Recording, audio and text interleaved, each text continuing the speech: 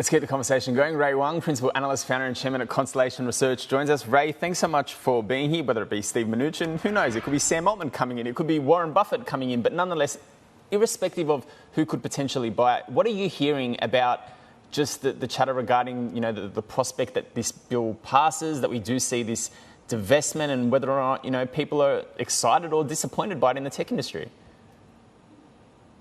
Well, from a U.S. perspective, this could be the only bipartisan bill passed in the Senate and the House this year. And it's really, it's going to happen mostly because of national security issues. I think the real issue Mnuchin was talking about that was important was the fact that we couldn't have this kind of app. Google, Facebook, Twitter, X, like none of these companies would be allowed in China operating at that scale. And I think that's going to be the heart of it. So whether they get separated in time or whether they move, they move everything over, or just shut down, those are all definitely higher possibilities than they were a week ago.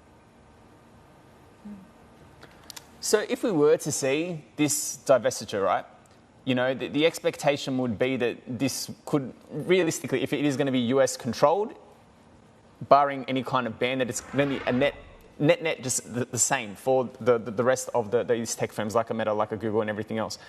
But can US ownership actually ruin TikTok? Because, they might not have access to the algorithm, and at the same time, they're not necessarily going to be able to tweak the settings in the same way without that US kind of oversight that's proven to be the way TikTok has been as successful as it has been? I think they can, right? And I think what Steve Mnuchin hinted there was the fact that they're going to have to rewrite that. They'll have to rewrite the technology and the algorithms to actually benefit, the openness that we expect, the First Amendment rights that people expect, the protections that should be there, and of course, making sure the data does not go in the other direction. I mean, what was really telling was when Shou Zi was basically said to the public, like, I cannot guarantee you that the CCP government is not listening in. And that's the most important part of it. If you can take that, and I think one of the suggestions in the past, and I've heard this a couple of times from a number of insiders, is that the data will sit inside Oracle servers in Texas. The algorithms will be built in the US. The rest of the data would be ported over.